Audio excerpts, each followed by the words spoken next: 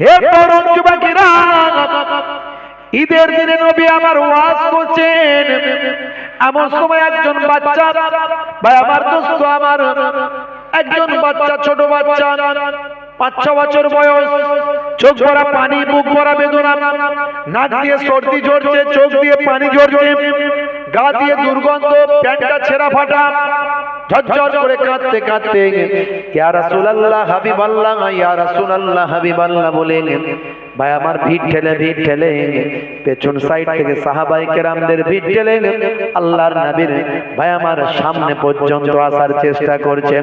আল্লাহর নবী দেখতে পেয়েছেন।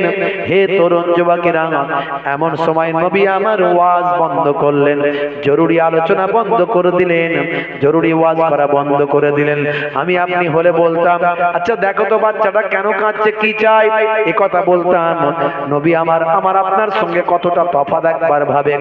নবী আমার ওয়াজ বন্ধ করে দিয়ে সঙ্গে সঙ্গে সামনে চলে গেলেন, গিয়ে বাচ্চাটাকে আগে কোনো কথা না বলে, হাদিস পাকের মধ্যে এসেছে, আগে কোলে তুলে নিয়ে এ গালে একটা চুম্বন, ও গালে একটা চুম্বন দান করে দিলেন।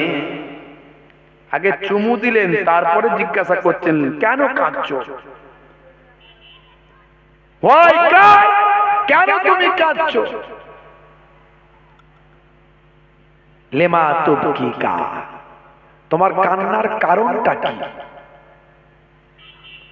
হে তরুণ যুবকেরা, আল্লাহর নবীর আখলাকটা ভাবুন, নবীর চরিত্রকে বাস্তবায়িত করুন, দয়ার নবীর চরিত্রকে আত্মস্থ করুন। আল্লাহর নবী কেমন আখলাক দেখাচ্ছেন। নবী আমার আগে কোলে নিলেন, এগালে একটা চুম্বন দিলেন, ওগালে একটা চুম্বন দিলেন। তার শরীরটা কিন্তু পরিষ্কার ছিল না, তারপরেও নবী আমার বাচ্চার চোখ গালে চুম্বন দিয়ে এবার জিজ্ঞাসা করলেন, বাবা বাচ্চা কেন কাঁদো? সেই সময় বাচ্চাটির চোখ ভরা পানি, বুক ভরা বেদনা নিয়ে দয়ার নবীর কাছে সব মনের কথা বলেছিল। ইয়া রাসূলুল্লাহ হাবিবাল্লাহ, আজকে ঈদের দিন, পবিত্র খুশির দিন, সকলের বাপ আছে, মা আছে, বাচ্চাদের তারা কত আনন্দ করছে, বাচ্চাদের তারা কত ভালোবাসছে, কত সুন্দরভাবে জীবন যাপন করছে। আর আজকে ঈদের দিনে, খুশির দিনে, যার বাপ নাই, যার মা নাই, তার আবার কি দুঃখ দুর্দশা থাকবে হুজুর। আমার থেকে বড় দুঃখ দুর্দশা আর কার থাকতে পারে? আমি হলাম এতিম বাচ্চা, এতিমের জ্বালা যন্ত্রণা একজনই বুঝবে, এতিম নবী ছাড়া আর কে বুঝবে? আমি এতিম নবীর কাছে এসেছি। আল্লাহর নবী চোখ ভরা পানি, বুক ভরা বেদনা নিয়ে বললেন, হে বাবা ছেলে শুনে রেখে দাও, আজকের দিনে আমি যদি তোমার বাপ হয়ে যাই, তুমি কি আমার সন্তান হতে পারো? বাচ্চাটি কেঁদে কেঁদে বলেছিল, হুজুর এর থেকে খুশ তাকদীর, এর থেকে ভালো কপাল, এর থেকে ভালো কথা আর কি হতে পারে? আপনি আমার বাপ হবেন, এর থেকে ভালো তাকদীর আর কি হতে পারে? আমি এর থেকে বড় সৌভাগ্যবান আর কেমন করে হতে পারি? আল্লাহর নবী বললেন, বাবা ছেলে তাহলে কেঁদো না, আজ থেকে তুমি আমাকে পিতা বলে ডাকবে, আমি তোমাকে পুত্র বলে ডাকবো। চলো চলো চলো বাড়িতে যাই। বাড়িতে নিয়ে গেলেন কোলে করে ভালোবেসে।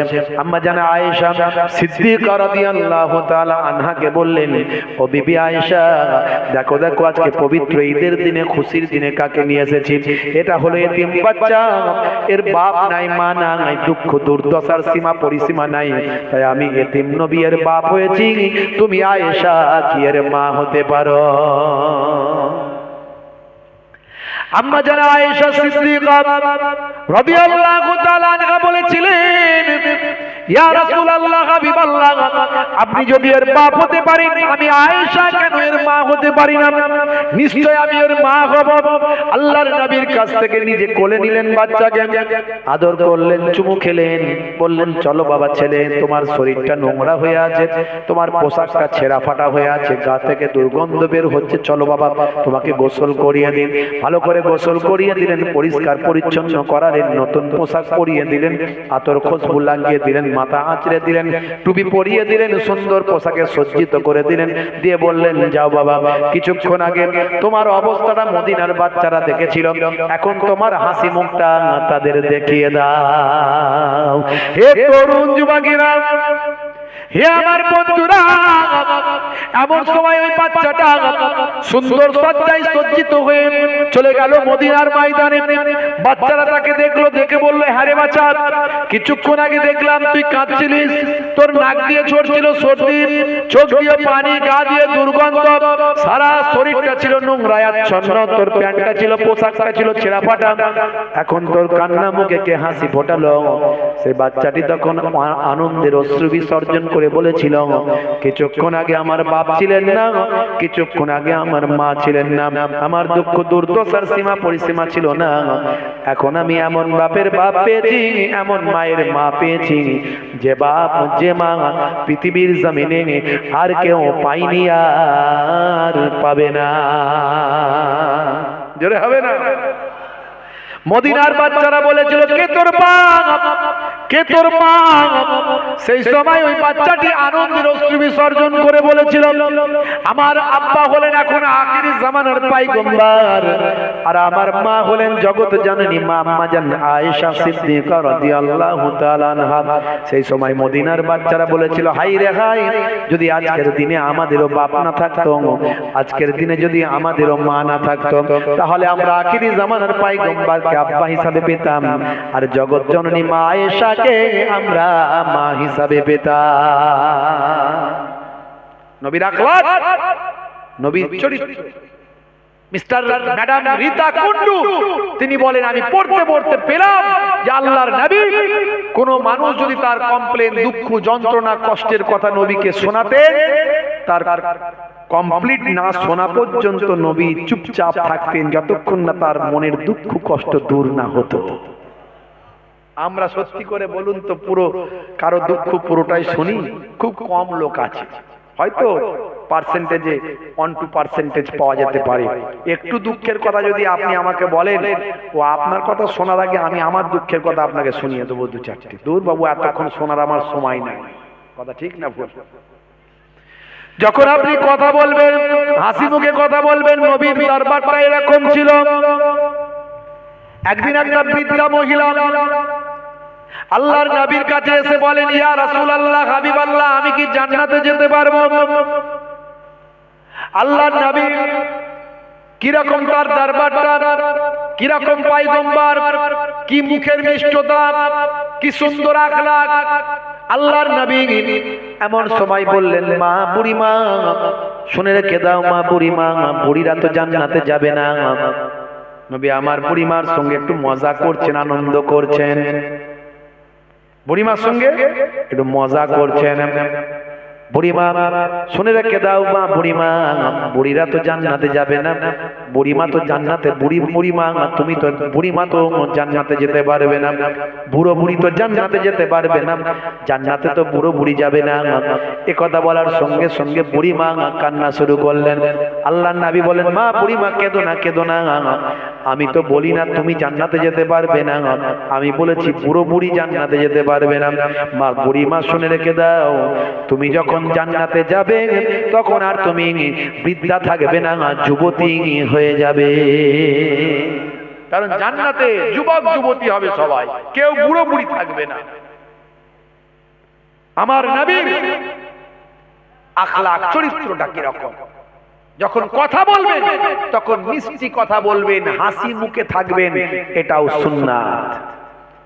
বলছে হুজুর, হাসি মুখে থাকলে, মিষ্টি ব্যবহার করলে এখন দিনকাল যা খারাপ, লোক ঘাড়ে উঠে পড়বে, লোক ঘাড়ে উঠে পড়বে। তো কি করতে হবে? বলছে গম্ভীর ভাবে থাকতে হবে। 10টা কথা বললে একটা উত্তর দেবেন, 9টার উত্তর দেবেন না, তবে লোকটা কথা বলতে গেলে ভাববে, বাবা কি কথা বলবো রে, বাবু রেগে যাবে নাকি। সে কি বলে, হ্যাঁ। আর কি করতে হবে? বলতে মাঝে মাঝে প্রয়োজন হলে মোটা গোঁপ রাখতে হবে, মোটা গোঁপ। তারপর গোঁপেতেও যদি কাজ না হয়, তাহলে গোঁপ বীরাপ্পনের মতো করে ঘোরাতে হবে, তবে লোকে ভয় পাবে। আর আমার নবী হাসি মুখে কথা বলতেন, মিষ্টি কথা বলতেন, পোলাইট ব্যবহার দেখাতেন, এটাও নবীর সুন্নত। জোরে বলুন সুবহানাল্লাহ। হে তরুণ যুবকেরা, হে আমার বন্ধুরা, হে আমার মুরব্বিয়ানেরা, তাহলে আবার আপনার আমলটাকে সুন্দর করতে হবে। নামাজ পড়ছেন, নামাজে মহাব্বত রাখতে হবে। নামাজটা লোক দেখানো যদি যেন না হয়, নামাজটা গতানুগতিক যেন না হয়। আপনি হাইব্রিড তসবি নিয়ে রাস্তায় ঘুরছেন, তসবি বের করে লোকের সামনে খাটাখাট করে গুনছেন। যদি আপনার মনে হয় লোকে আমাকে বড় তসবিওয়ালা বলবে, যদি মনে হয় লোকে আমাকে বড় আল্লাহওয়ালা বলবে, যদি মনে হয় লোকে আমাকে বড় নামাজি বলবে, চাচা বলছেন, চাচা ভাইপোকে বলছে, হারা ভাইপো, গত রাতের বেলা 1:30টার সময় কুকুরটা কেন চেঁচাচ্ছিল জানিস? বলে, চাচা আমি কি করে জানবো, আমি তো 10টায় শুয়ে পড়ি আর সকালে ঘুম থেকে উঠি, আমি কি আর কুকুরের আওয়াজ পাই? তুমি অত রাত্রে কি করছিলে? বলে, তুই বাবা জানিস না, প্রতিদিন আমি তাহাজ্জুদের নামাজ না পড়লে আমার রাত কাটে না। তোমার যদি এই কথাটা শোনানোর উদ্দেশ্য হয় যে তুমি তাহাজ্জুদের নামাজ পড়া বান্দা, তাহলে মনে রাখবে তোমার ওই নামাজের মধ্যে একটু খোঁজ ঢুকে গেল, আল্লাহ কবুল করবে কিনা গ্যারান্টি দেওয়া যাবে না। হে তরুণ যুবকেরা, আন্তরিকতা দরকার আপনার আমলের মধ্যে। ভাই আমার, আপনার আমলটা পরিপূর্ণতা হওয়া দরকার। হে মুসলমান, তাহলে দুটো জিনিস দরকার, একটা হলো ঈমানে পরিপূর্ণতা, আর একটা হলো আমলে পরিপূর্ণতা। এই দুটো জিনিস যদি আপনি কমপ্লিট করতে পারেন, আল্লাহ বলেন আমার কাছে মহা পুরস্কার রাখা আছে, সেই পুরস্কারটার নাম হলো জান্নাত। জোরে হবে না? ভাইরা আমার, তরুণ যুবকেরা আমার, মুরব্বিয়ানেরা আমার, হে জওয়ান যুবকেরা, হে আমার বন্ধুরা, হে আমার মুরব্বিয়ানেরা, শুনে রেখে দিন বাবা। তাহলে এর জন্য আপনাকে আমাকে সুন্দর আমল করতে হবে। আমলগুলোর মধ্যে সবচেয়ে বড় আমল হলো নামাজ, সবচেয়ে বড় ইবাদত হলো নামাজ, সবচেয়ে বড় ইবাদত হলো রোজা। এই রমজান মাস আসছে, রোজা, এই রোজার মাসে সামান্য ভাই আমার গ্যাস হচ্ছে, অম্বল হচ্ছে বলে অনেকে রোজা ছেড়ে দেয়। মনে রাখবেন, এসব অজুহাত আল্লাহর দরবারে চলবে না। আপনি রোজা ছাড়তে পারবেন না। একটা রোজা যদি ইচ্ছাকৃতভাবে ছেড়ে দেন, তার কাফারা হবে 60টা ধারাবাহিক রোজা।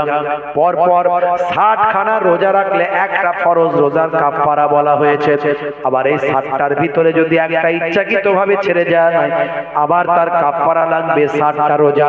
এইভাবে সারা জীবন রাখলেও একটা ভাই আমার ফরজ রোজার হক আদায় করা হবে না। হে তরুণ যুবকেরা, এই রমজান মাসে রোজা আপনারা আমার জন্য আল্লাহ ফরজ করেছেন। ইয়া আইয়ুহাল্লাযীনা আমানু কুতিবা আলাইকুমুস সিয়াম কামা কুতিবা আলাল্লাযীনা মিন ক্বাবলিকুম লাআল্লাকুম তাত্তাকুন। আমার আল্লাহ বলছেন তোমরা মুত্তাকি বান্দা হয়ে যাবে। তোমাদের পূর্ববর্তীদের উপরও রমজানের রোজা ফরজ করা হয়েছিল। রমজানের রোজা রাখবেন। রোজার মধ্যে যেমন আমাদের মহাব্বত থাকে, ভালোবাসা থাকে, আমরা দেখানোর জন্য রোজা রাখি না। যারা আমরা রোজা রাখি তারা দেখানোর জন্য রাখি না। কারণ আমরা ইচ্ছা করলে ঘরের ভিতর ঢুকে পানি খেতে পারতাম, খাবার খেতে পারতাম। কিন্তু যারা রোজা রাখে তারা কখনো খায় না, তারা লুকিয়ে খায় না, গোপনে খায় না, পানিতে ডুবুক দিয়েও পানি এক গাল খেয়ে নেয় না। কারণ সে আল্লাহর নৈকট্য হাসিল করার জন্য আল্লাহর প্রতি ইবাদতটা পরিপূর্ণতার সঙ্গে পালন করছে। এইভাবে রমজানের রোজা যেমন আমরা পরিপূর্ণতার সঙ্গে রাখি, সমস্ত আমলগুলো আমাদের পরিপূর্ণতার সঙ্গে করতে হবে। তবে মনে রাখবেন, হে তরুণ যুবকেরা, আমার আল্লাহ আপনাকে আমাকে ইবাদতের জন্য পাঠিয়েছেন। ইবাদত ছাড়া অন্য কোনো উদ্দেশ্যে আমার আল্লাহ পাঠাননি। কোরআন মাজিদে তাই বলেছেন, মা খালাকতুল জিন্না ওয়াল ইনসা ইল্লা লিয়াবুদুন। জোরে হবে না? আল্লাহ বলছেন, বান্দারে, হে দুনিয়ার মানুষ শোনো, আমি তোমাদের ইবাদতের জন্য পাঠিয়েছি, ইবাদত করার জন্য তোমাদের পাঠিয়েছি। তোমরা ইবাদতটা আমার ভুলে যেও না। কেমন করে কুফরি করো, কেমন করে নাফরমানি করো, কেমন করে আমি আল্লাহর ইবাদত ভুলে যাও, কাইফা তাকফুরুন, তোমরা কেমন করে কুফরি করো। তোমরা ছিলে মৃত, ফাআহিয়াকুম, আমি তোমাদের জীবন দান করেছি, সুম্মা ইউমীতুকুম, আবার তোমরা মারা যাবে, এই পৃথিবী থেকে মারা যাবে, সুম্মা ইউহয়িকুম, আবার তোমাদের জিন্দা জীবিত করা হবে।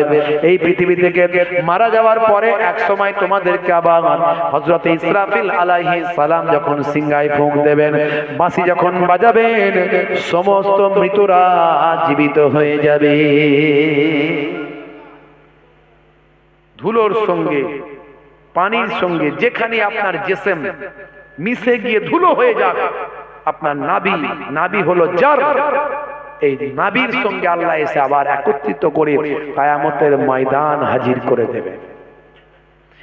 হে তরুণ যুবকেরা, আল্লাহ বলছেন বান্দারে, সুম্মা ইলাইহি তুরজাউন, তোমাদেরকে আমি আল্লাহ আমার কাছে ফিরতে হবে। সুতরাং তোমরা আমি আল্লাহকে ভয় করো, আমি আল্লাহর ইবাদত করো, আমি আল্লাহর সঙ্গে নাফরমানি করো না, আমি আল্লাহর নির্দেশগুলো মেনে চলো, আমি আল্লাহকে ভয় করো। ভয়টা করার মতো ভয় করো, আমি আল্লাহকে ভয় করার মতো ভয় করলে তুমি আর অপরাধ করতে পারবে না। তুমি সর্বক্ষেত্রে মনে করবে আমার আল্লাহ সব খবর রেখেছেন, ইন্নাহু আলিমুম বিজাতিস সুদূর, অন্তরের খবর তোমার আল্লাহ জানেন তুমি কি চাইছো। ভাইরা আমার, তরুণ যুবকেরা আমার, হে আমার মুরব্বিয়ানেরা, আল্লাহকে ভয় করতে গেলে আল্লাহর নির্দেশনাকে মেনে চলতে হবে। তোমার বুকে রাখো আল্লাহরই ভয়, আসবে না কোনো দিন কোনো পরাজয়, আসবে না কোনো দিন কোনো পরাজয়। হারাম হালাল জেনে সরল সত্য মেনে নিষিদ্ধ সব ছেড়ে উঠুক জীবন বেড়ে। হারাম হালাল জেনে সরল সত্য মেনে নিষিদ্ধ সব ছেড়ে উঠুক জীবন বেড়ে। যাবে তুমি জান্নাতে, জাগা ছিল স্বপ্ন তোমার, তোমার বুকে রাখো আল্লাহরই ভয়, আসবে না কোনো দিন কোনো পরাজয়, আসবে না কোনো দিন কোনো পরাজয়। আল্লাহর নৈকট্য, আল্লাহর প্রেম, আল্লাহর ভয় আপনার হৃদয়কে পরিপূর্ণতায় নিয়ে আসতে হবে। কেমন পরিপূর্ণতা?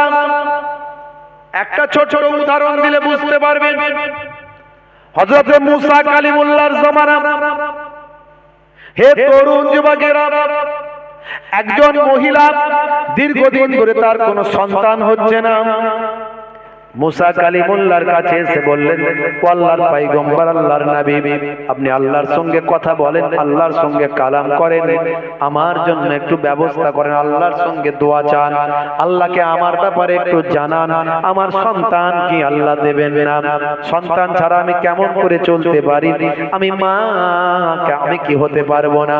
হে তরুণ যুবকেরা, হে আমার বন্ধুরা, হে আমার মুরব্বিয়ানেরা, শুনে রেখে দিন বাবা।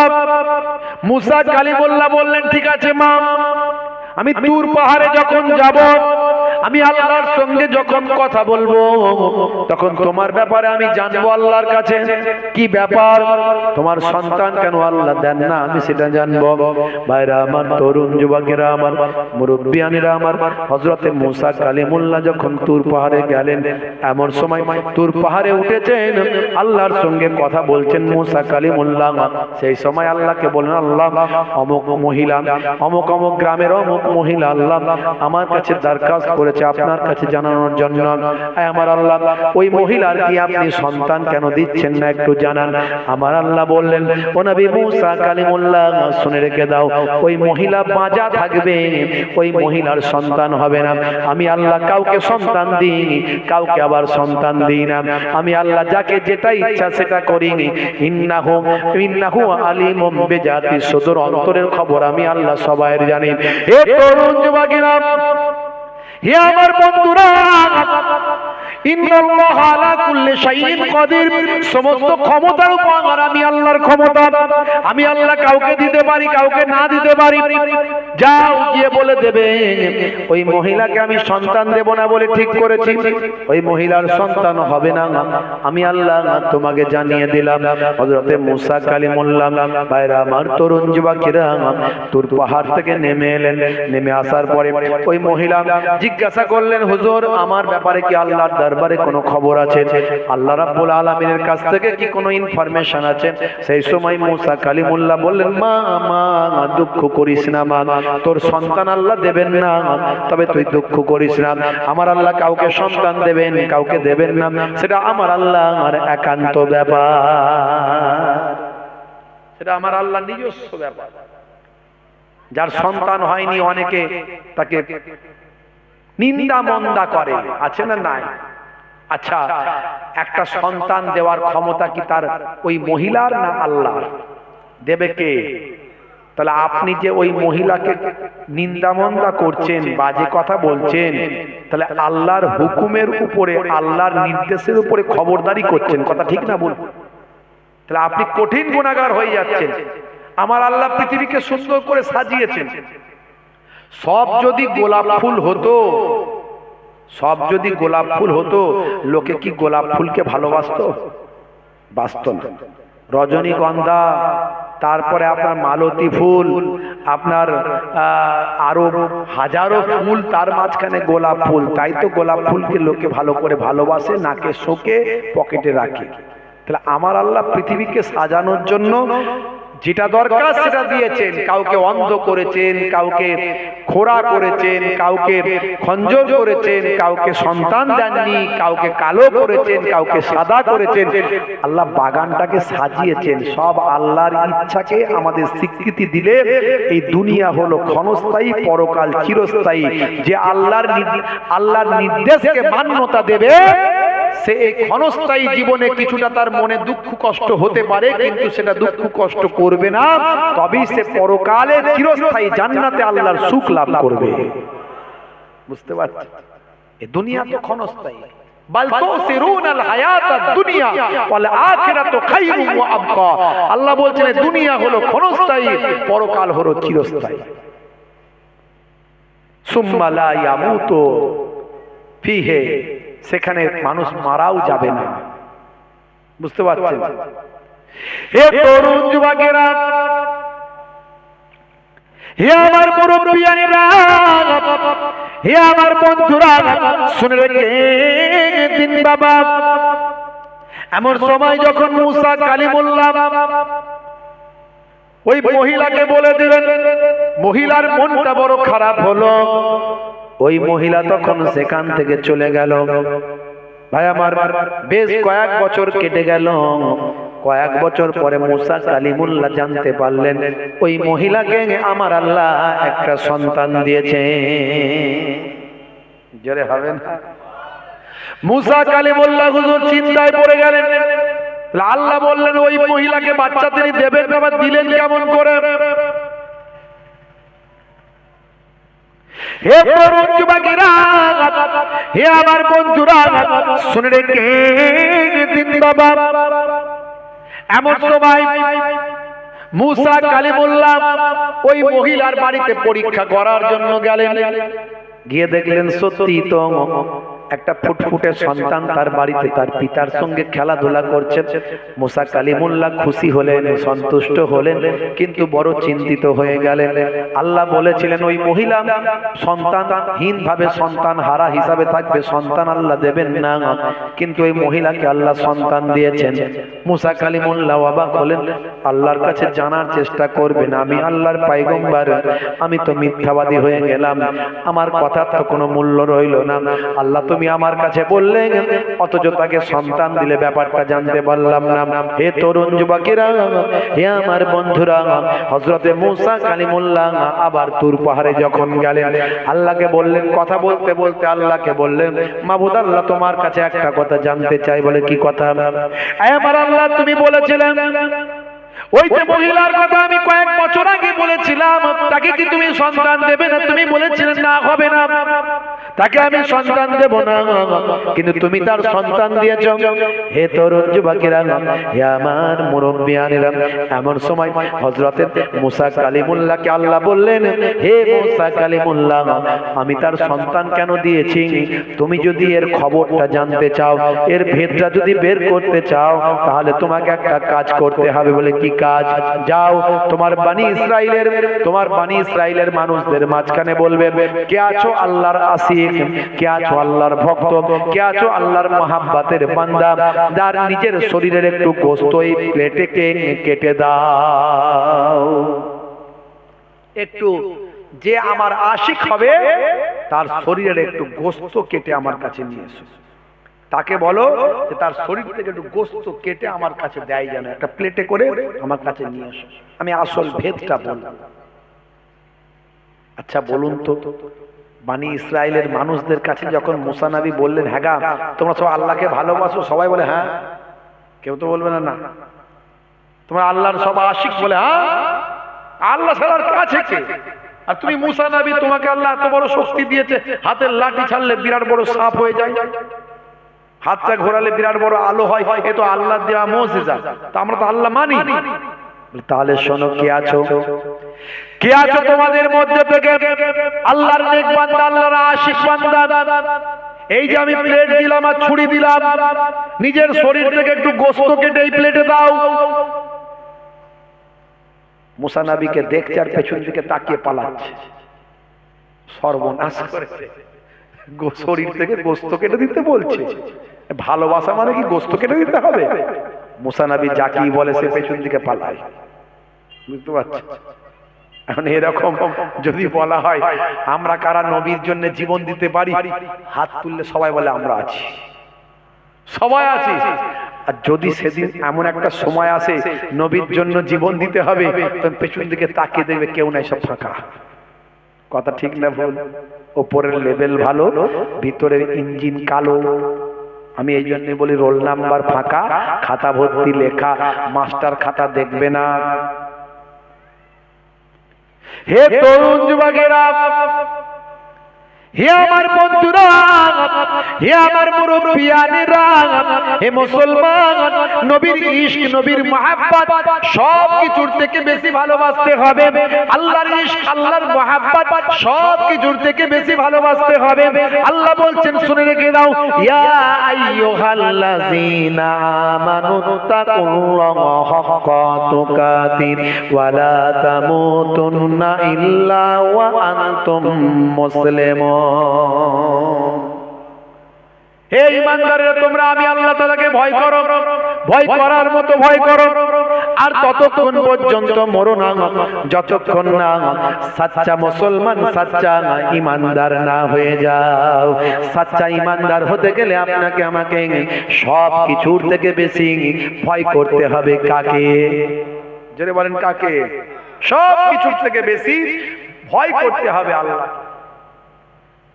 আল্লাহর নবী আখিরি জামানার পয়গম্বর বলেন, হে দুনিয়ার মানুষ শুনে রেখে দাও, লা ইউমিনু আহাদুকুম হাত্তা আকুনা আহাব্বা ইলাইহি মিন ওয়ালিদিহি ওয়া ওয়ালাদিহি ওয়ান নাসি আজমাইন।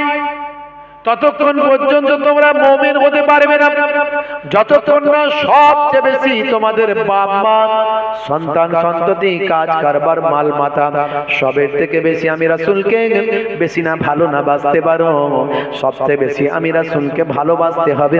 সবচেয়ে বেশি ভালো না বাসলে আমরা প্রকৃত, হে দুনিয়ার মানুষ শুনে রেখে দাও, হে আমার উম্মত উম্মতিরা, যতক্ষণ না তোমরা সব কিছুর থেকে আমি রাসূলকে বেশি না ভালোবাসো, ততক্ষণ পর্যন্ত তোমরা প্রকৃত মুমিন হতে পারলে না। প্রকৃত মুমিন হতে গেলে সবচেয়ে বেশি রাসূলকে ভালোবাসতে হবে। শুধু মুখে বললে হবে না রাসূলের জন্য সব পারি, রাসূলের জন্য সবকিছু করে দেখাতে হবে। সেই নবী, সেই রাসূল। হে তরুণ যুবকেরা, মুসলমানের ছেলে শাহরুখ খানের ভক্ত, সলমান খানের ভক্ত, মুসলমানের ছেলে নায়ক গায়কের ভক্ত। হে তরুণ যুবকেরা, তাদের মতো চুলের ছাট, তাদের মতো হাঁটা, তাদের মতো পোশাক, নাম রেখেছে ডায়মন্ড, হাতে ধরেছে স্মার্টফোন, কানে লাগিয়েছে হেডফোন, গান শুনছে পাগল মন। ফারিস্তা বলবে শোন, কবরে গেলে বুঝবি তখন। মুসলমানের ছেলে 1 2 3 4 টাকার জন্য হব চোর, 5 6 7 8 টাকা পেলে সবাই সাইড, 9 10 টাকাই ব্রেন মাটি, টাকা টাকা মাটি।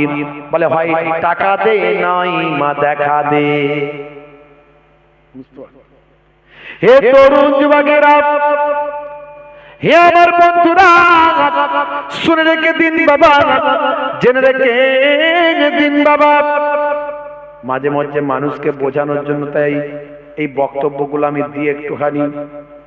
ভাইরা আমার, তরুণ যুবকেরা আমার, মুরব্বিয়ানেরা আমার, কষ্ট হচ্ছে আপনাদের? একটু হ্যাঁ হতেন, কষ্ট হচ্ছে? হ্যাঁ ভাইরা আমার, তরুণ যুবকেরা আমার, মুরব্বিয়ানেরা আমার, শুনে রেখে দিন বাবা, জেনে রেখে দেন। হে মুসলমান, আপনাকে আমাকে পরিপূর্ণ ঈমানদার হতে হবে। এই জন্য আমি বলি পৃথিবীটা খানা, সবাই তাতে মজেছে, যে যেভাবে যাকে খুশি মুরগি দেখো করেছে। একে অপরকে বোকা বানানোর জন্য অস্থির। দোকানদার খদ্দেরকে বোকা বানায়, খদ্দেরও মাঝে মাঝে ছেঁড়ার টাকা, জাল টাকা লুকিয়ে ভাঁজ করে মুড়ে দিয়ে বোকা বানিয়ে দেয়। আচ্ছা না, নাই? যে যাকে পারে মোটামুটি। আমাদেরকেও মাঝে মাঝে হুজুরদেরকে দেখবেন জলসা থেকে যখন যাব, 10 টাকা 20 টাকার এত বড় মোটা নোট, বাবা ঠিকঠাক দিয়েছে তো? হ্যাঁ, বলে হুজুর চিন্তা করবেন না, যা কথা ছিল তাই। গিয়ে দেখা গেল মাল হাফ করে দিয়েছে। তাহলে বোকা বানায় কি বানায় না? পৃথিবীটা খানা, সবাই তাতে মজেছে, যে যেভাবে যাকে খুশি মুরগি দেখো করেছে।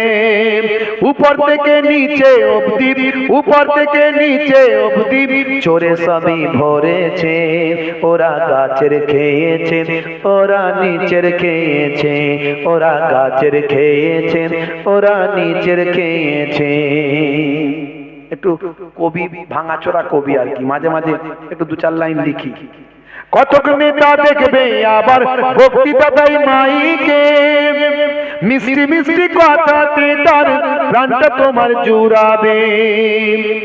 কাটমানি আর তোলাবাজি, কাটমানি আর তোলাবাজি সবই তারা তুলেছে। ওরা গাছের খেয়েছে, ওরা নিচের খেয়েছে, ওরা গাছের খেয়েছে, ওরা নিচের খেয়েছে। রক্ষক আজ ভক্ষক সেজে মানুষ লুটেছে, পুলিশ কিংবা ডাক্তার যে হোক কমিশন খেয়েছে। আমাকে একজন অ্যাড্রেস দিল কলকাতায়, 4 নম্বর ব্রিজের কাছে, পাক সার্কাস 4 নম্বর ব্রিজের কাছে বাচ্চাদের হসপিটাল আছে, তার পাশেই। আপনি খোঁজ খবর নিয়ে যাবেন, ওখানে দেখবেন যে প্যাথোলজির যে ট্রিটমেন্ট গুলো হয়। বলে হুজুর ওখানে এমআরআই করবেন আপনি 2.5 থেকে 3,000 টাকায়। একই এমআরআই, একই মেশিন, খুব হাই লেভেলের মেশিন, খুব বিরাট বড় প্যাথোলজি, যেটা অন্য জায়গায় করতে গেলে আপনার 12 14 15,000 খরচা, সেটা এখানে 2.5 থেকে 3,000। কি করে সম্ভব? বলে হুজুর এখানে কমিশন লাগে না, আর এরা একটা নিজস্ব চ্যারিটেবল ট্রাস্টের মধ্যে দিয়ে করে। এরা শুধু যেটুকু খরচা না নিলে নয় সেটা দেয়। বাহ, বলতে এটাই অরিজিনাল রেট, কিন্তু আপনি রেট পাচ্ছেন কতই? এমআরআই করতে গেলে 15,000। রক্ষক আজ ভক্ষক সেজে মানুষ লুটেছে, পুলিশ কিংবা ডাক্তার যে হোক কমিশন খেয়েছে। ব্যতিক্রমী কিছুর জন্য, ব্যতিক্রমী সবের আছে, ডাক্তারেরও আছে, পুলিশেরও আছে, আইন আছে, আইনের ফাঁকও আছে। কথা ঠিক না ভুল? তাহলে আমাকেও তো আমার ফাঁক রেখে কথা বলতে হবে, নাহলে পরের দিন আমাকে ধরবে, হুজুর আপনি আমাদের বদনাম করছেন। হ্যাঁ, ব্যতিক্রমী কিছুর জন্য সমাজে চলছে, ওরা গাছের খেয়েছে, ওরা নিচের খেয়েছে, ওরা গাছের খেয়েছে, ওরা নিচের খেয়েছে। অফিসারের অফিসে কোনো কাজে গেলে সেখানেতেও কতক কাজে ঘুষটা চেয়ে নেবে। টেবিলের তলা থেকে হাত বাড়িয়ে দেবে, দিয়ে দাও, মাল করে দাও, তবে সই হবে। কথা ঠিক না ভুল? হ্যাঁ, তবে কিছু লোক ভালো আছে, অফিসারের অফিসেতে কোনো কাজে গেলে সেখানেতেও কত কাজে ঘুষটা চেয়ে নেবে, উপরেতে পাঠাতে হয়, উপরেতে পাঠাতে হয়, তাই তো চেয়েছে ওরা গাছের খেয়েছে, ওরা নিচের খেয়েছে, ওরা গাছের খেয়েছে, ওরা নিচের খেয়েছে। ধর্ম ধর্ম করে আজ নেশায় রেখেছে, তারারালে দ্রব্য মূল্য বৃদ্ধি করেছে। ধর্ম ধর্ম করে আজ নেশায় রেখেছে, তারারালে দ্রব্য মূল্য বৃদ্ধি করেছে। তেলা মাথায় তেল দিয়েছে, তেলা মাথায় তেল দিয়েছে, গরিব মরেছে, ওরা গাছের খেয়েছে, ওরা নিচের খেয়েছে, ওরা গাছের খেয়েছে, ওরা নিচের খেয়েছে। শেষে উপসংহারে আমি যেটা বলেছি, সব সমস্যার সমাধান হবে কি করে? সব সমস্যা খুঁজবে রে ভাই শিক্ষা যদি থাকে, কোরআনের ওই প্রথম শব্দ ইকরা খোদা বলে। জোরে হবে না? ইকরা মানে কি? পড়ো, পড়তে থাকো, শিখতে থাকো, জানতে থাকো, বুঝতে থাকো। আমরা বুঝি না, জানি না, এই জন্য সব জায়গায় ঠকি। দেখবেন, এই জন্য ছেলেদেরকে শিক্ষিত করুন। আপনার ইনকামের 70% সন্তানের জন্য ব্যয় করুন, 30% দিয়ে সংসার চালান। এক চাঁদে পৃথিবী আলো হতে পারে। এপিজে আব্দুল কালামের বাপ ছিল একজন ইমাম সাহেব। ইমাম সাহেবের সন্তান ভারতের গর্ব মিসাইল ম্যান, পরমাণু বিজ্ঞানী। পৃথিবীর মানচিত্রে ভারতের নাম যতদিন থাকবে, পৃথিবীর মানচিত্রে ইতিহাসের পৃষ্ঠায়, ততদিন পর্যন্ত মুসলমান ঘরের সন্তান এপিজে আব্দুল কালামের নামটাও থাকবে। ভাইরা আমার, অনেকে তার বিরুদ্ধে গুজব ছড়ান, তিনি নাকি নামাজ পড়তেন না, তিনি নাকি মুসলমান ছিলেন না। ওসব বাজে কথা। তিনি নামাজ পড়তেন, ঈদের নামাজ পড়েছেন, তার ছবি আছে। তিনি সমস্ত ধর্মকে সম্মান করতেন। এটা তো আমার নবীর আদর্শ। তিনি পৃথিবী বিখ্যাত একজন বিজ্ঞানী, এটা আমাদের গর্ব। বুঝতে পারছি? সব সমস্যা খুঁজবে রে ভাই শিক্ষা যদি থাকে, কোরআনের ওই প্রথম শব্দ ইকরা খোদা বলে। ভাইরা সব শিক্ষিত হও, ভাইরা সব শিক্ষিত হও। হুসাইনি বলেছে ওরা গাছের খেয়েছে, ওরা নিচের খেয়েছে, ওরা গাছের খেয়েছে, ওরা নিচের খেয়েছে। ভাইরা আমার, তরুণ যুবকেরা আমার, তাহলে আপনাকে আমাকে যা করব কাজগুলো সব আন্তরিকতার সঙ্গে। আপনার আমার নবীকে অন্তর থেকে ভালোবাসতে হবে, আল্লাহর নির্দেশ অন্তর থেকে মানতে হবে। ওপরে লোক দেখিয়ে লাভ নাই, লোক দেখানো কোনো দরকার নাই, আল্লাহ পছন্দ করেন না। হাইব্রিড তসবিহ নিয়ে ঘুরে বেড়াচ্ছেন, লোকে বলবে বড় তসবিহওয়ালা। না না, আপনি যতটুকু ইবাদত করেন আল্লাহর নৈকট্য হাসিলের জন্য করেন, ওটা কাল কিয়ামতের দিনে আপনারা নাজাতের জারিয়া হবে। হে তরুণ যুবকেরা, হে আমার বন্ধুরা, হে আমার মুরব্বিয়ানিরা, শুনে রেখে দিন বাবা। এমন সময় দেখতে পাওয়া যায়, হযরত মুসা কালিমুল্লাহ যখন বনি ইসরাইলের মানুষদেরকে বললেন, তোমরা তো আল্লাহকে ভালোবাসো, বলে হ্যাঁ। তাহলে শোনো, কেমন আছো আল্লাহর আশিক? আমার আল্লাহ বলেছেন, কেউ যদি এমন আল্লাহর, আমি আল্লাহর আশিক থাকেন, সে যেন তার শরীরের একটু গোশত কেটে নিয়ে আমার এই ট্রেতে দিয়ে দেয়। এই নাও ছুরি আর এই নাও প্লেট। এ কথা শোনার সঙ্গে সঙ্গে বনি ইসরাইলের মানুষগুলো মুসা নবীকে যখনই দেখে তখনই লুকিয়ে পড়ে। কেউ আর মহাব্বত দেখাচ্ছে না, সব মহাব্বত শেষ। আল্লাহ পরীক্ষা করছেন কেমন মহাব্বত। আমার আল্লাহ কোরআন মাজিদের ভিতরে বলেছেন, হে দুনিয়ার মানুষ শোনো, ইয়া আইয়ুহাল্লাযীনা আমানু লা তুলহিকুম আমওয়ালুকুম ওয়ালা আওলাদুকুম আন যিকরিল্লাহ ওয়া মান ইয়াফআল যালিকা ফাউলাইকা হুমুল খাসিরুন। হে দুনিয়ার মানুষ सुन के दाओ, ना भुला दे माल तुम्हारा और औलाद तुम्हारे अल्लाह की इबादत से। তোমরা যদি তোমাদের মাল সম্পদ তোমাদের সন্তান সন্ততি পেয়ে যদি তোমরা আল্লাহর ইবাদতটা ভুলে যাও, আল্লাহর নির্দেশনা যদি ভুলে যাও, আমি আল্লাহ বলি তোমরা ক্ষতিগ্রস্ত হবে। দেখুন চারিদিকে তাকিয়ে, সারা পৃথিবীতে তাকিয়ে দেখুন, সৌদি আরবের মতো জায়গা, ভাই আমার, আরবের মতো দেশ যেখানে নবীর দেশ, কাবা ঘর যেখানে, নবীর রওজা যেখানে, সেই জায়গায় আজ 2 সপ্তাহ আগে মারাত্মক বন্যা আল্লাহ দিয়েছেন। এত বন্যা দিয়েছেন, মদিনা শরীফ, মক্কা শরীফ ডুবে গিয়েছে। ভাই আমার, গাড়িগুলো, বাসগুলো পানিতে ভেসে ভেসে পাতার মতো গিয়ে এক কাছে জড়ো হয়ে গিয়েছে। এই তরুণ যুবকেরা অনেকে ট্রোল করার জন্য, ইসলামের বিরুদ্ধে কটূক্তি করার জন্য, অ্যান্টি ইসলামের কিছু মানুষ আছে, তারা বলছেন পবিত্র নগরীর কি অবস্থা।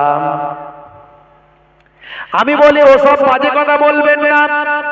আপনি জানেন না এসব কেন হচ্ছে, আপনার এই ব্যাপারে জ্ঞান নাই। আপনি দেখুন তো আমেরিকার জমিনে কি হচ্ছে।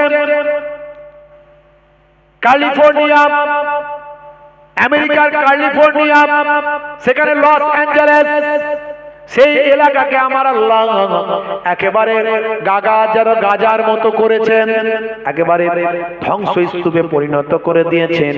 সেই জায়গাকে আমার আল্লাহ ধ্বংসাত্মক মরুভূমিতে পরিণত করে দিয়েছেন, যেখানে বিনোদন জগতের বিনোদন শহর, বিনোদনের শহর, বিনোদন নগরী বলা হয়, যেখানে মিলিনিয়াররা থাকে, বিলিয়নিয়াররা থাকে, বা আমার কোটি কোটি টাকার সম্পত্তির মালিক যারা, তারা সেই জায়গায় থাকে।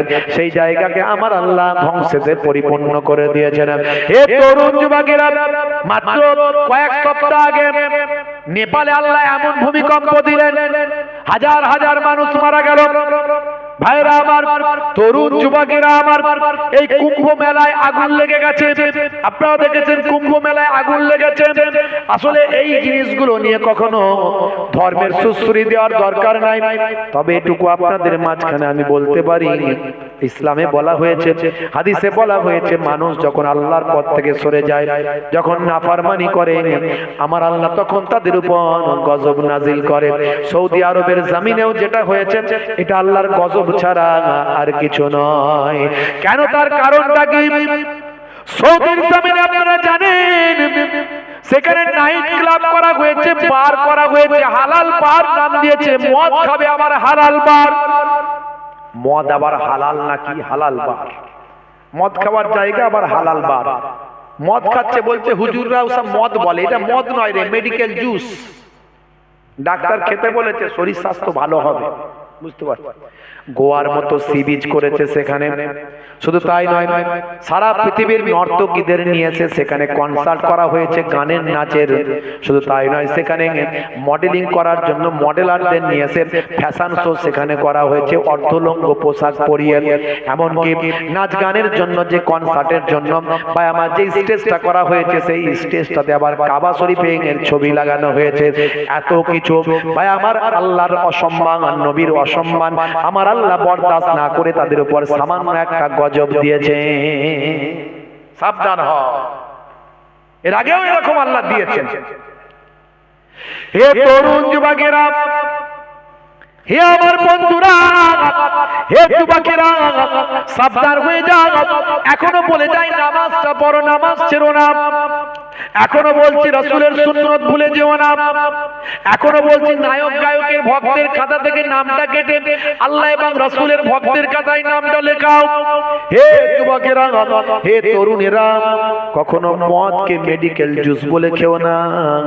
মদকে আল্লাহ হারাম করেছেন, কোরআন মাজিদে আমার আল্লাহ জানিয়ে দিয়েছেন, ইন্নামাল খামরু ওয়াল মাইসিরু ওয়াল আনসাবু ওয়াল আজলামু রিজসুম মিন আমালিশ শাইতান।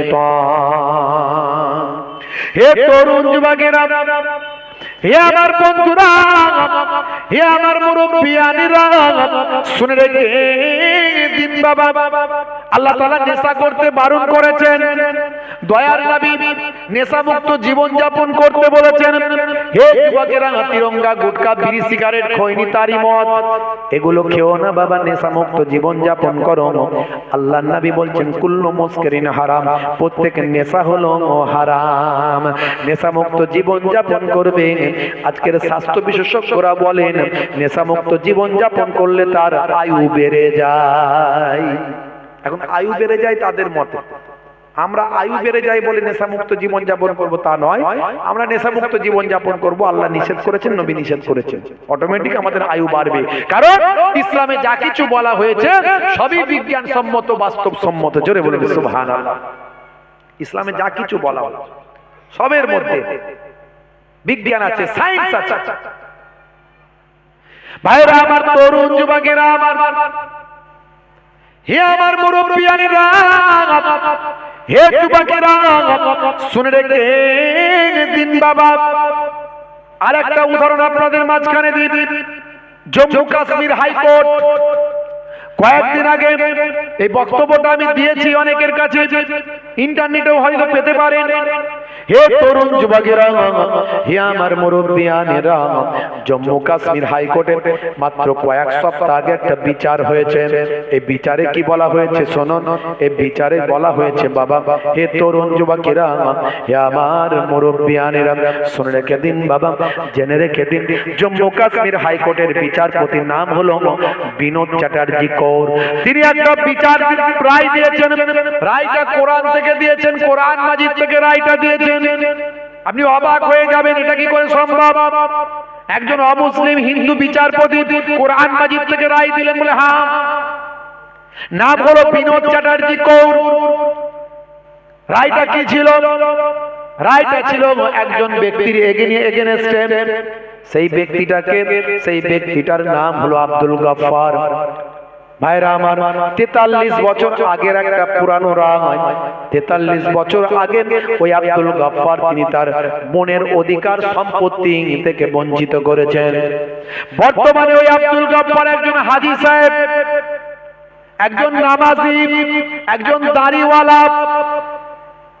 বিচারপতি কৌর বলছেন, হে আব্দুল গফফার, আপনাকে দেখে তো বুঝতে পারছি একজন ধার্মিক ব্যক্তি, আপনি একজন নামাজি নিশ্চয়, আবার হাজী সাহেব শুনছি।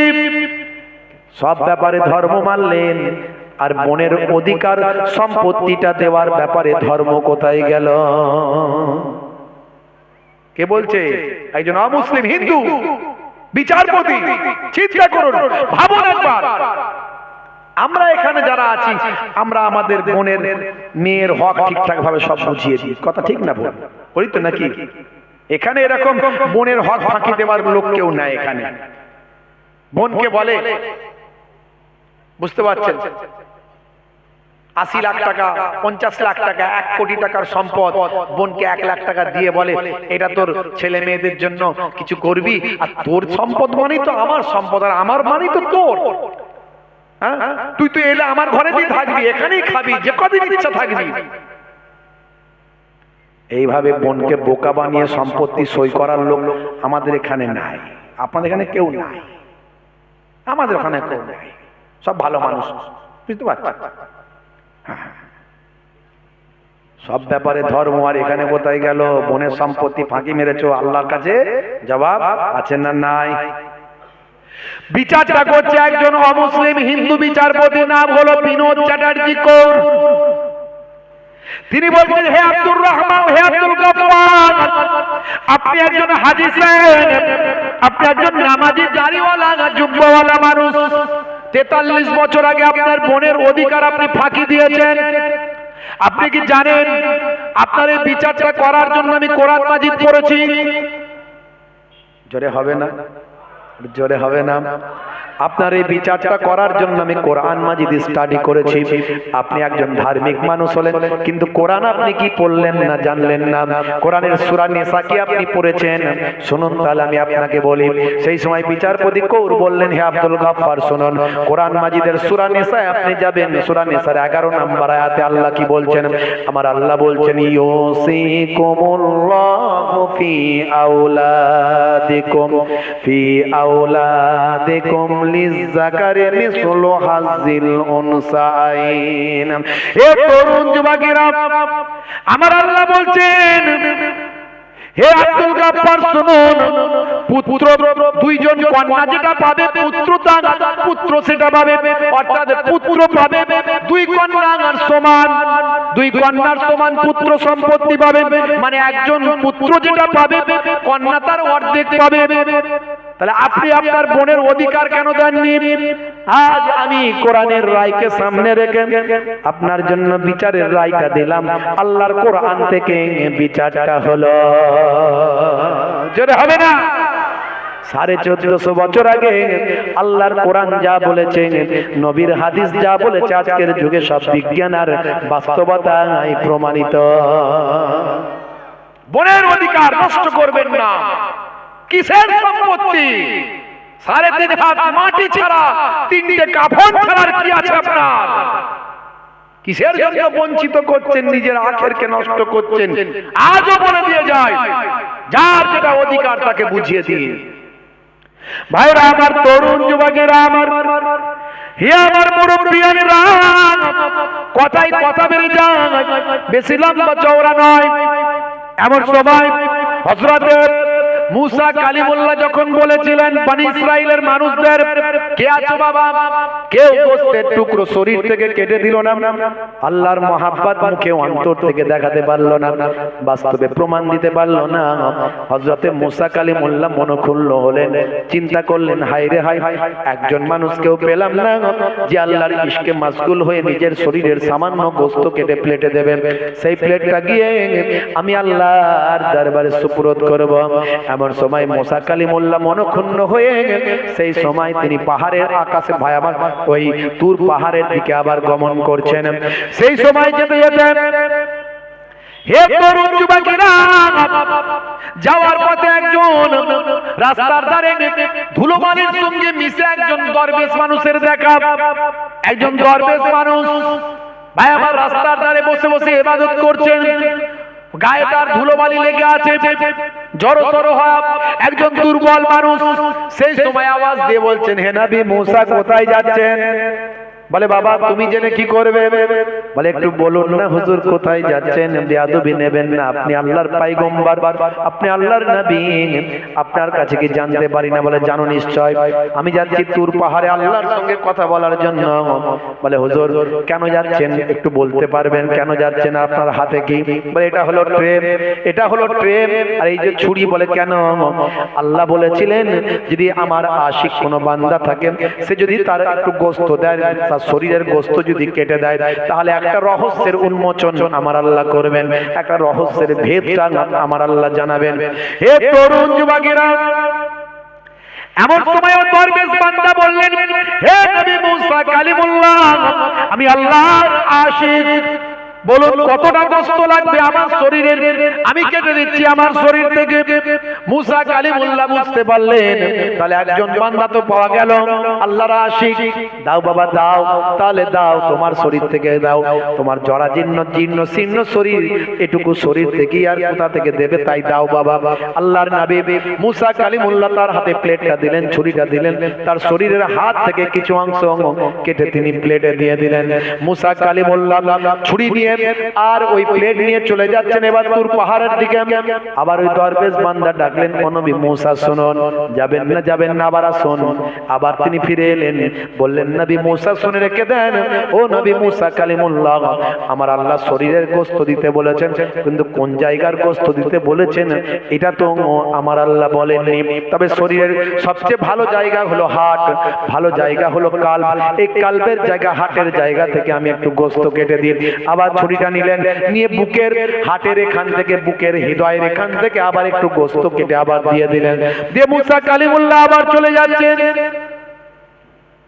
হে তরুণ যুবকেরা, আবার ডাক দিলেন, ডাক দিয়ে বললেন, না না না, আমার আল্লাহ কোন জায়গার গোশত দিতে বলেছেন এটা তো জানি না। আবার একবার ছুরিটা দিয়ে নিজের ঘাট থেকে কিছুটা গোশত কেটে ওই প্লেটে দিয়ে বললেন, এবার আপনি যান। মুসা কালিমুল্লাহকে বললেন, আপনি আমার পক্ষ থেকে আল্লাহকে সালাম দেবেন। হযরতে মুসা কালিমুল্লাহ ওই গোশতের প্লেটটা নিয়ে আল্লাহর দরবারে যখন গেলেন, আমার আল্লাহ খুশি হয়ে গিয়ে বললেন, ও নবী মুসা কালিমুল্লাহ, তাহলে শুনে রাখো, ওই মহিলাকে আমি আল্লাহ কেন বাচ্চা দিয়েছিলাম। আমার আল্লাহ বললেন, শোনো মুসা কালিমুল্লাহ, হে নবী মুসা কালিমুল্লাহ, তুমি যখন আমার দরবার থেকে চলে গেলে, আমি যখন তোমাকে বলেছিলাম ওই মহিলা আর বাচ্চা দেব না, তখন তুমি ওই মহিলাকে বলেছিলেন। ওই মহিলা চোখ ভরা পানি নিয়ে যখন চলে যাচ্ছিল, চলে তার বাড়িতে চলে গেল। আর এদিকে এই যে দরবেশ যে আমার জন্য নিজের গোশতের টুকরো কেটে দিয়েছে, তিন জায়গা থেকে গোশতের টুকরো কেটেছে, ওই দরবেশ ঘুরতে ঘুরতে মহিলার বাড়িতে গেল। একটু পানির পিপাসা লেগেছিল, মহিলাকে গিয়ে বলল, মা একটু পানি কি তুমি আমাকে খাওয়াতে পারো? ওই মহিলা বড় নারাজ ছিল, কষ্টের মধ্যে ছিল। আমার সন্তান আল্লাহ দেবেন না, আমার সন্তান হবে না, আমি কেন মানুষকে দান করব, কেন মানুষকে খাওয়াবো? না না, আমি খাওয়াবো না। এটা তার মনের ভিতর শয়তান উদিত করেছিল, কিন্তু তারপরেও তার মনে হয়েছিল, না, আমার আজকে সন্তান দেয়নি বলে আমি রাগান্বিত হয়েছি, শয়তান আমার মনে ওয়াসওয়াসা দেওয়ার চেষ্টা করছে। কিন্তু এমন অনেক নিয়ামত আমাকে আল্লাহ দিয়েছেন, যে নিয়ামতের আমি শুকরিয়া আদা করতে পারবো না। সেই সময় ওই দরবেশকে ওই মহিলা পানি পান করালো। দরবেশ খুশি হয়ে গেলেন, খুশি হয়ে গিয়ে বললেন, মা তোমার মনে কি কোনো দুঃখ কষ্ট আছে মা? সেই সময় ওই মহিলা তার ওই দরবেশের কাছে নিজের সন্তানের কথা বলেছিল। হে তরুণ যুবকেরা, হে নবী মুসা কালিমুল্লাহ, আমার আশিক যে নিজের গোশতটা আমার জন্য কেটে দেয়, এমন আশিক যদি ওই মহিলার জন্য আমি আল্লাহর কাছে দোয়া চাই, আমি কি তার দোয়াটা ফেরাতে পারি? আমি আল্লাহ তাআলা ওই দরবেশের দোয়া কবুল করে ওই মহিলা আর আমি আল্লাহ সন্তান দিলাম। জোরে হবে না, জোরে হবে না। আমি আল্লাহ আমার নির্দিষ্ট চিন্তাকে পরিবর্তন করে দিলাম ওই দরবেশের দোয়ার খাতিরে। যে আমার আশিক হয় তার জন্য আমি সব কিছু করতে পারি। মাল্লাহুল মাওলা ফালাহুল কুল, বান্দা যখন আল্লাহর হয়ে যায়, কুল মাখলুকাত তার গোলাম হয়ে যায়। মান কানা লিল্লাহি কানা আল্লাহু লাহু, যে বান্দা আল্লাহর হয়ে যায়, স্বয়ং আল্লাহ তার হয়ে যায়। বলার উদ্দেশ্য, আপনি আল্লাহর ইশক মহাব্বত নিয়ে আসুন, আন্তরিকতা। আমি আন্তরিকতা নিয়ে ওয়াজ করেছি, আজকে আমি খুব একটা ইবাদত নিয়ে ওয়াজ করিনি, আজকে আন্তরিকতা নিয়ে ওয়াজ করেছি। প্রথম থেকে আমার ওয়াজটা ভাবুন, আমি কি ওয়াজ করলাম। সবকিছু করবেন ভালোবেসে, হৃদয় দিয়ে, মহাব্বতের সঙ্গে। নামাজ পড়ছেন, নামাজটা যেন আল্লাহকে দেখানোর জন্য শুধু না হয়, নামাজটার মধ্যে দেখবে আন্তরিকতা, আল্লাহকে রাজি করা, রেজামান্দি, আল্লাহর খুশি। ইবাদত তাই, মানুষের সঙ্গে ব্যবহার করছেন, ব্যবহারটাও তাই। সবটার মধ্যে আন্তরিকতা, আর্টিফিশিয়াল যেন না হয়ে যায়, লৌকিকতা যেন না হয়ে যায়, লোক দেখানো যেন না হয়। কারণ আমাদের মধ্যে লোক দেখানো স্বভাবটা বেশি চলে এসেছে, বুঝতে পারছেন ভাইরা আমার, তরুণ যুবকেরা আমার। ফিতনার সময়, আখিরি জামানা, ফিতনার সময়, চারিদিকে ফিতনা, চারিদিকে ফিতনা। ভাই আমার, সারা বিশ্বে তাকিয়ে দেখুন ফিতনা চলছে। খুন খারাপি, মারপিট, দাঙ্গা হাঙ্গামা, বোমবাজি, যুদ্ধ, লড়াই, অশান্তি সারা পৃথিবীতে চলছে। আর মানুষে মানুষে ভেদাভেদ, হিংসা, বিদ্বেষ, জাতি, ধর্ম, বর্ণ নিয়ে। তারপরে আবার মুসলমানের সিলসিলা, মাযহাব, দল, এই দল ওই দল, ইয়োকে কাফের, ওকে বেঈমান। তারপরে আবার একই সিলসিলা, একই দলের, একই পাড়ার, একই গোত্রের, একই এলাকার মুসলমান ভাই, ইয়োকে বেঈমান, ওকে কাফের, ইয়োর কুটুক্তি, ওর কুটুক্তি। আছে না নাই?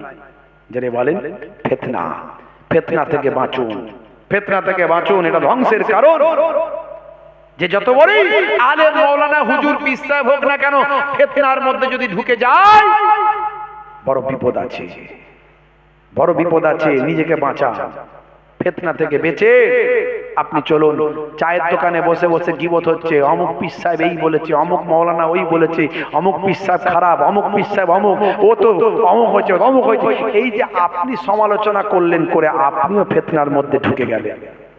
ফিতনা যখন কানে আসবে সরে চলে যান সেখান থেকে, নিজেকে বাঁচান।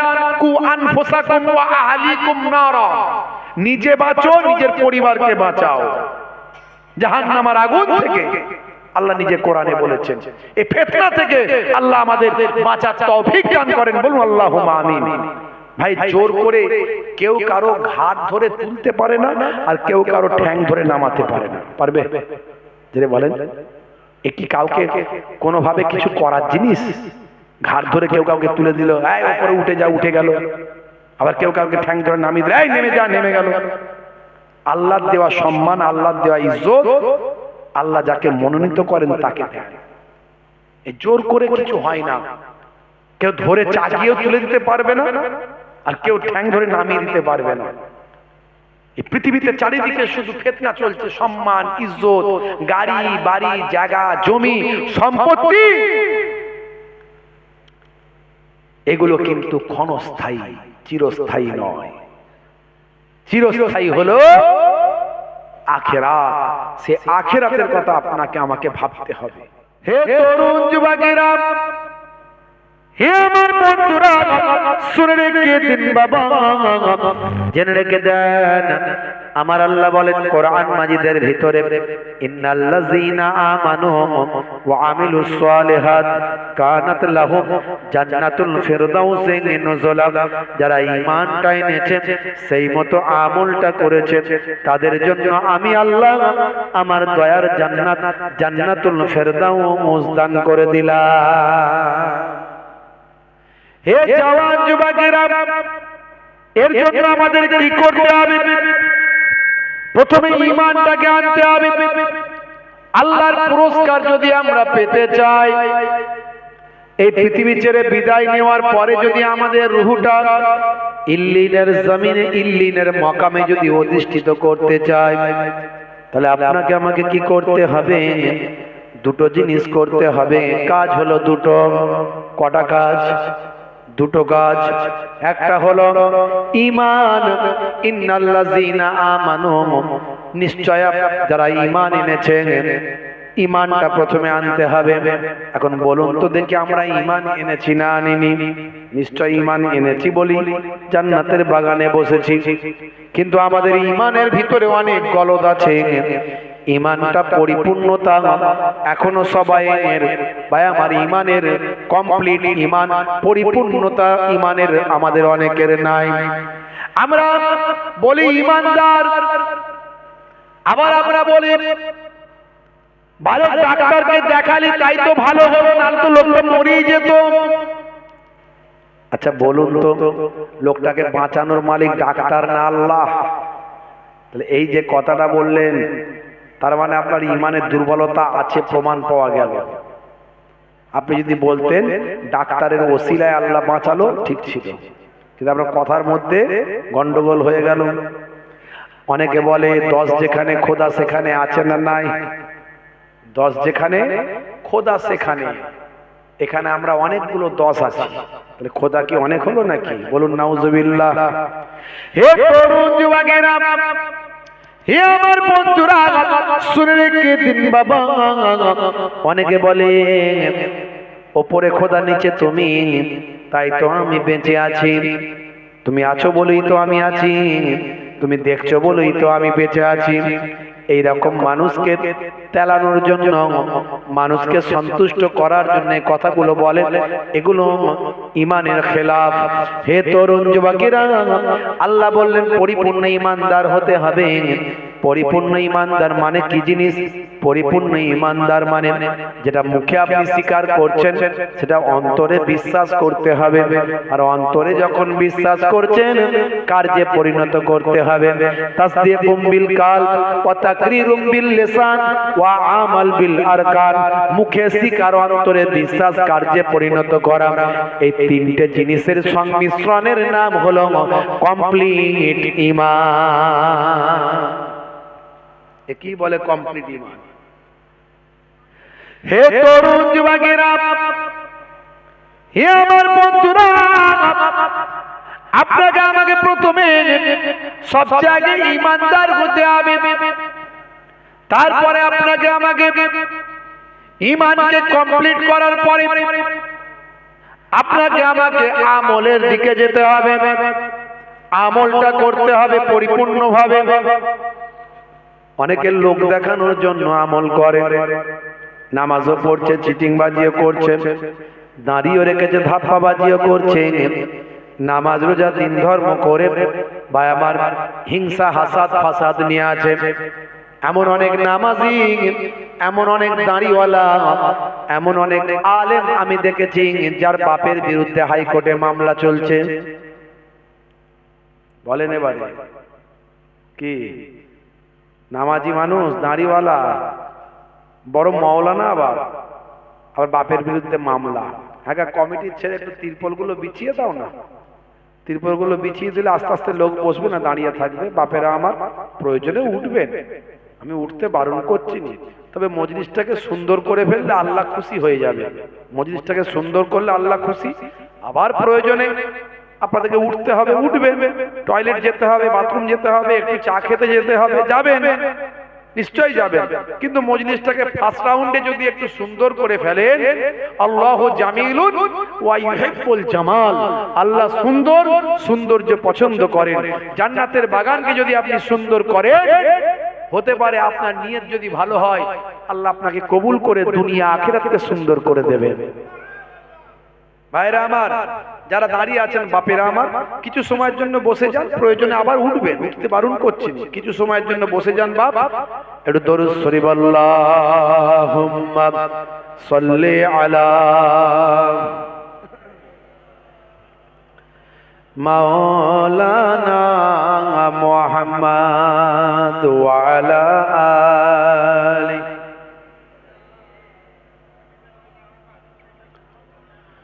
হাজারো ব্যথা বেদনার পরে ফিরে আসনি তুমি আপন ঘরে, দিনের আলো তুমি ছড়িয়ে দিতে চলে গেলে মদিনায় মক্কা ছেড়ে। হে রাসূল তোমাকে ভুলি আমি কেমন করে, হে রাসূল তোমাকে ভুলি আমি কেমন করে। হাজারো ব্যথা বেদনার পরে ফিরে আসনি তুমি আপন ঘরে, দিনের আলো তুমি ছড়িয়ে দিতে চলে গেলে মদিনায় মক্কা ছেড়ে। হে রাসূল তোমাকে ভুলি আমি কেমন করে। খেয়ে না খেয়ে দিন প্রচারের কাজে নিজেকে দিয়েছ বিলিয়ে, তাইফের কাফেরেরা চিনল না এই আলো, দুষ্টু ছেলেদের পিছু দিল লেলিয়ে। খেয়ে না খেয়ে দিন প্রচারের কাজে নিজেকে দিয়েছ বিলিয়ে, তাইফের কাফেরেরা চিনল না এই আলো, দুষ্টু ছেলেদের পিছু দিল লেলিয়ে।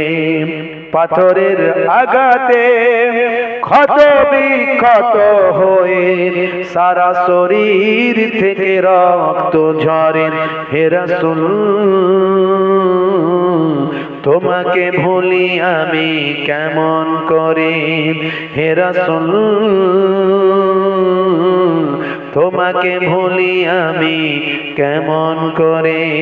হাজারো ব্যথা বেদনার পরে ফিরে আসনি তুমি আপন ঘরে, দিনের আলো তুমি ছড়িয়ে দিতে চলে গেলে মদিনায় মক্কা ছেড়ে। হে রাসূল তোমাকে ভুলি আমি কেমন করে। আল্লাহুম্মা সাল্লি আলা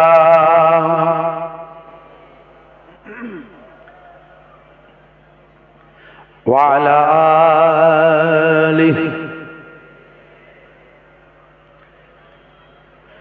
হেরার গুহায় তোমারি ধ্যান, আসমান থেকে নামে আল কোরআন। হেরার গুহায় তোমারি ধ্যান, আসমান থেকে নামে আল কোরআন। ভাঙলো সবার ভুল তোমারি পরে, আসলো কোরআনের ছায়া তলে। খালিদ ওমর আলী আবু বকর ইসলামী ঝান্ডা নিল যে তোলে। খালিদ ওমর আলী আবু বকর ইসলামী ঝান্ডা নিল যে তোলে। আল আমিন তুমি ছিলে যে সদা সকল মানুষের তরে। হে রাসূল তোমাকে ভুলি আমি কেমন করে। হে রাসূল তোমাকে ভুলি আমি কেমন করে। হাজারো ব্যথা বেদনার পরে ফিরে আসুনি তুমি আপন ঘরে। দিনের আলো তুমি ছড়িয়ে দিতে চলে গেলে মদিনায় মক্কা ছেড়ে। হে রাসূল তোমাকে ভুলি আমি কেমন করে।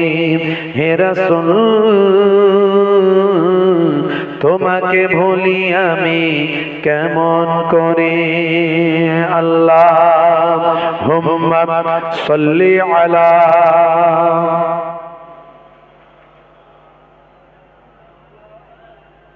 ওয়া আলা আলিহি। হে তরুণ যুবকেরা, হে আমার বন্ধুরা, শুনে রেখে দিন বাবা যে কথা বলছিলাম। তাহলে আপনাকে আমাকে আগে ঈমানটা মজবুত করতে হবে। আল্লাহর পুরস্কার পেতে গেলে, আল্লাহর নৈকট্য লাভ করতে গেলে দুটো জিনিস কি কি?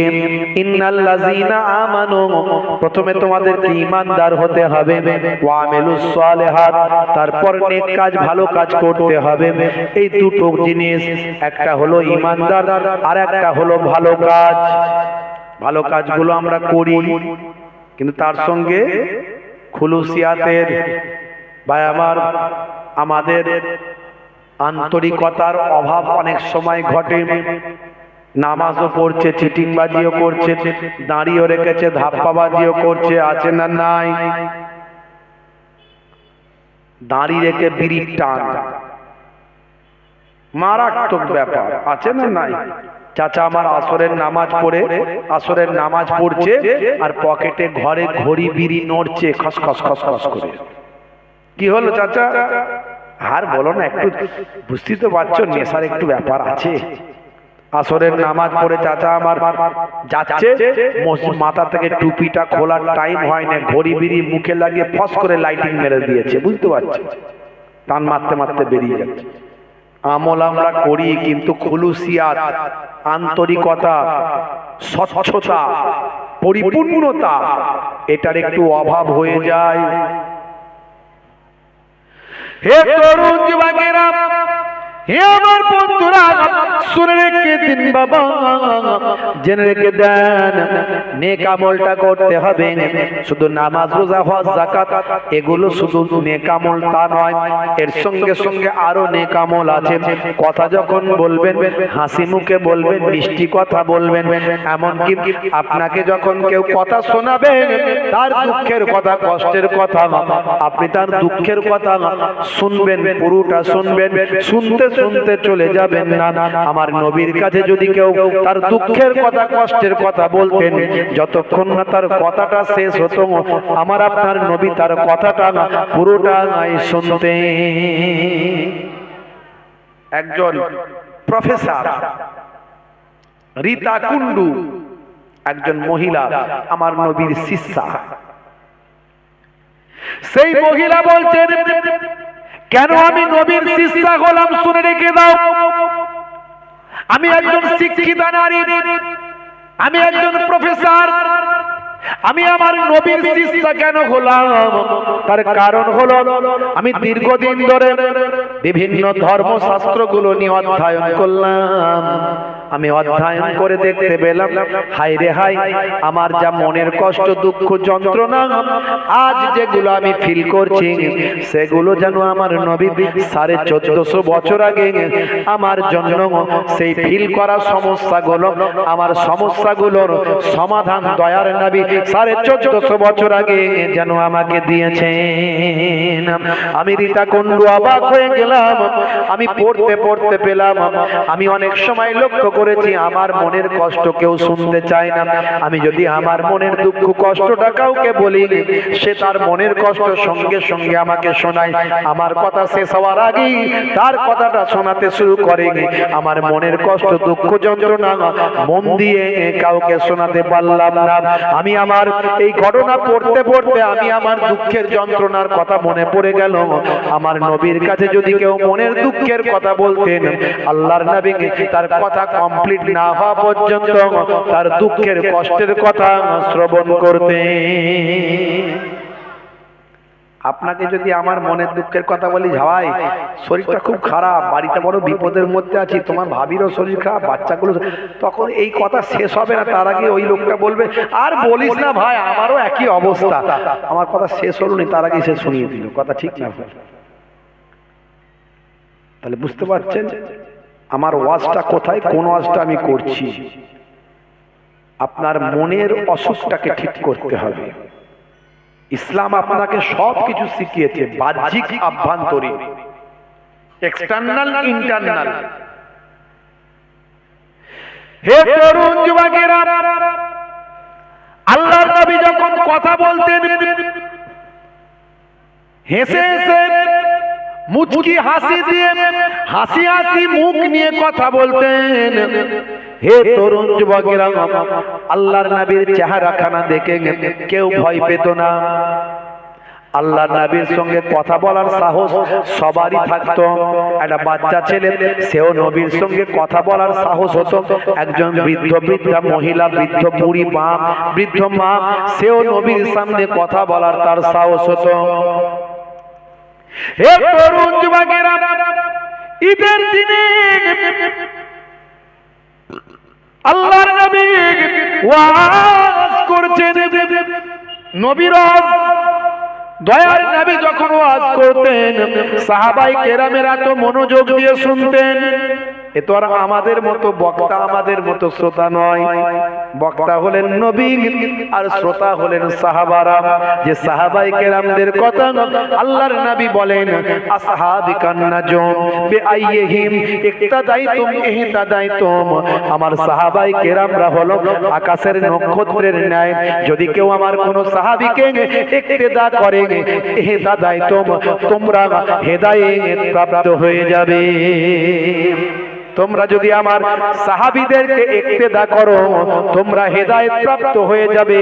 আমার সাহাবীরা হলেন আকাশের নক্ষত্রের ন্যায়, এক একজন স্টার। বুঝতে পারছেন? আল্লাহর নবীর দেওয়া সার্টিফিকেট সাহাবায়ে কেরাম। কত রকমের বক্তা বেরিয়েছে।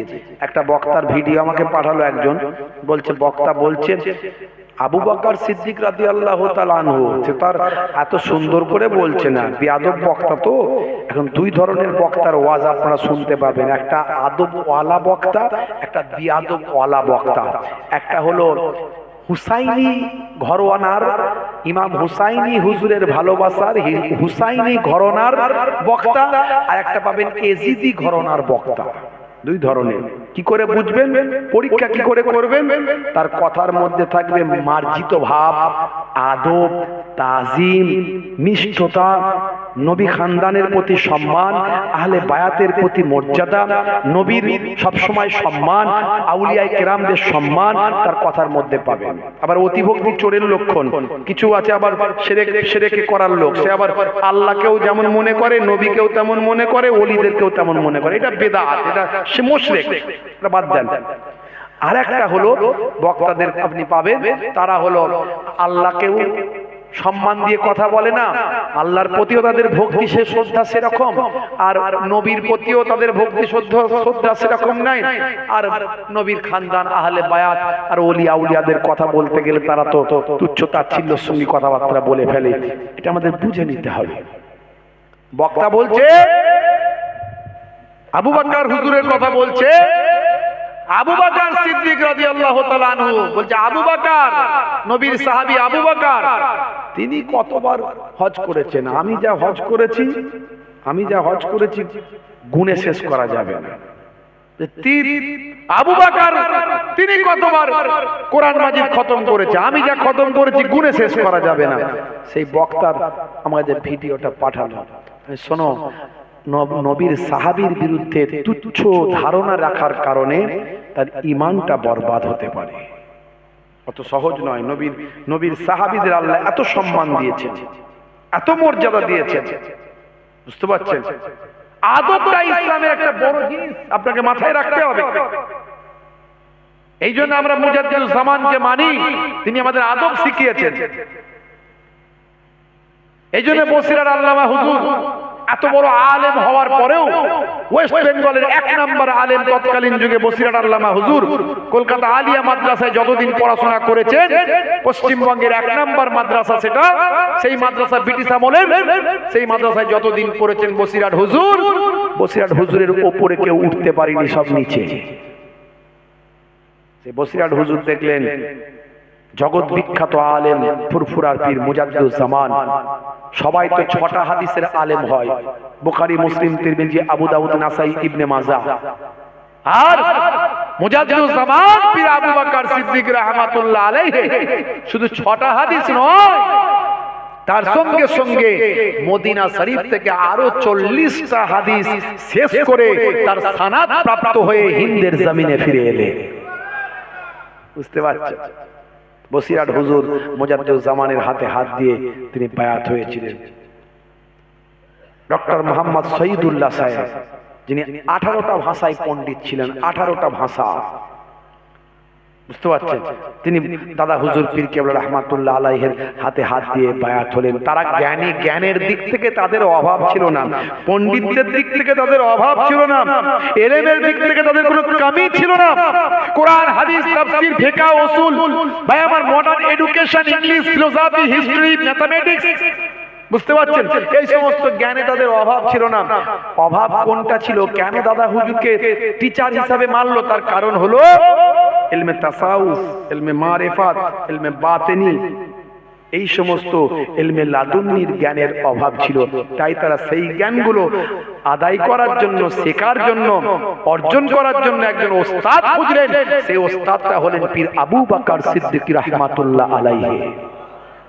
বুঝতে পারছেন? তাহলে আদবটা একটা বড় জিনিস, এটা একটা শিক্ষা। এই শিক্ষা কে দিয়েছে? আল্লাহ নিজে দিয়েছে। আল্লাহ নিজে শিক্ষা দিয়েছে। সাহাবায়ে কেরামরা কনভারসেশন করছেন, গুফতগু করছেন, বাতচিত করছেন, মুকালেমাত করছেন,